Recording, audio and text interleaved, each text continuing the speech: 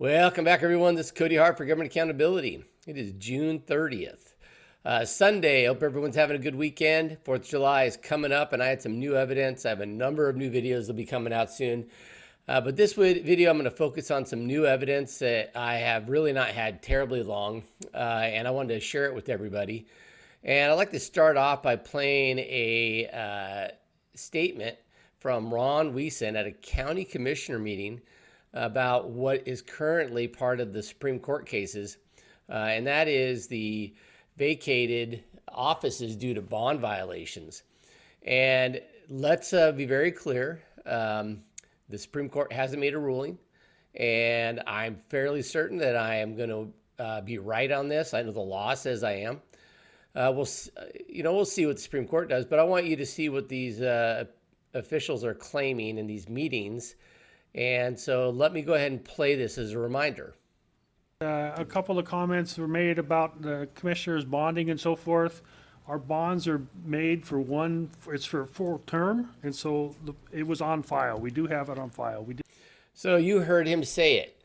So he said in his supposed official capacity as a commissioner at a public meeting that we will rely upon his statements as being truthful, that the official bonds of county officials are made for the entire term of an official.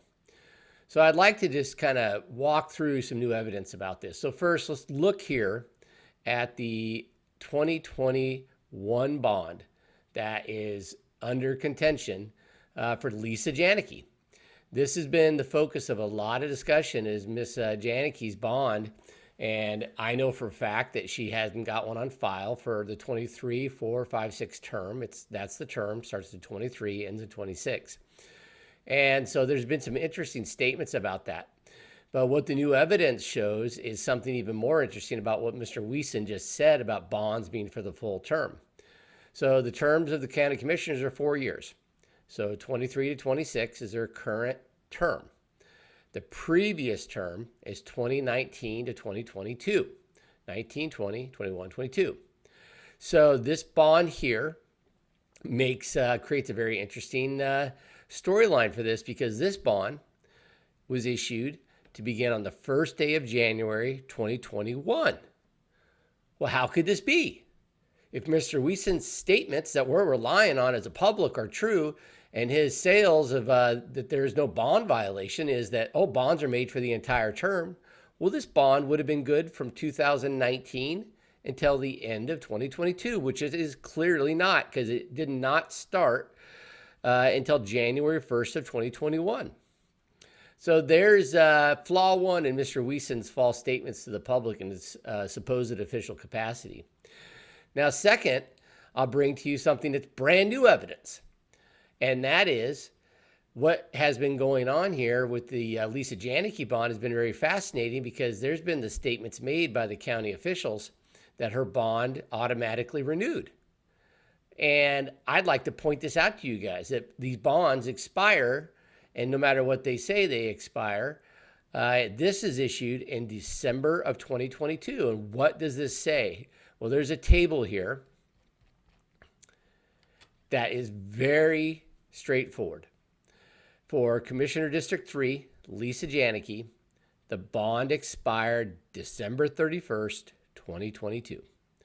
So let's just be very clear between the bond stating that it was not even in existence until midway through her term.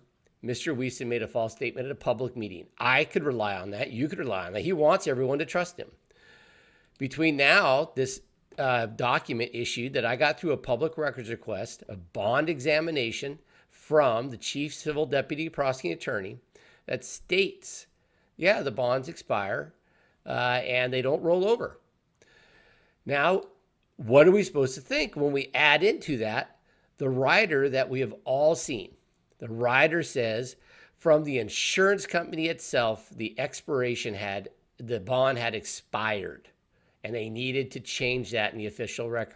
Now, I'll remind everybody, the rider here hasn't even been a public record. They're hiding this. We had to get this through our own records process through the corporation RLI to get this, which has caused all these problems for them because we found out more of their lies. But I'm going to talk for a moment now about what is really confusing to me more than anything. Here we have Ron Wesen, a supposed Republican, and he's making false statements about the bonds of Lisa Janicki, a proud Democrat. Do you know the consequences of everything that's going on in the Supreme Court are very extreme? They're very severe. These officials will be removed and they will potentially be imprisoned for what they've been doing. Why is Wesen protecting a Democrat by making false statements at a public meeting? I have had reservations about him. I've held out. I don't know about you guys, but I will not support someone who lies at public meetings. I will not support someone who's a Republican, supposedly, defending and keeping Democrats in office who broke the law, according to everything that's been filed with the courts. Why can't he just say the truth? I don't understand it. And for that reason, Ron Wesen is lost all of my faith, all of my trust. I don't believe he's being even close to sincere because these documents show that he is making false statements in his official capacity. With that said, I'd like to show you what that really means when a public official makes false statements.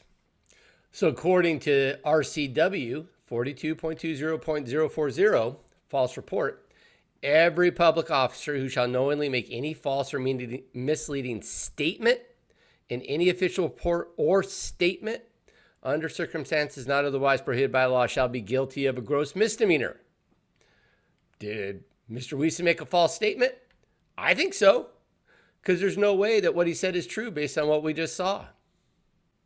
So we're going to have to keep following this. I think I made my point pretty clear here.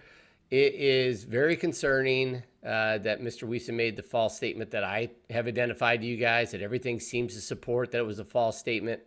I'll let you guys judge for yourself. Anyway, more to come. I'll share as soon as I can. Thank you.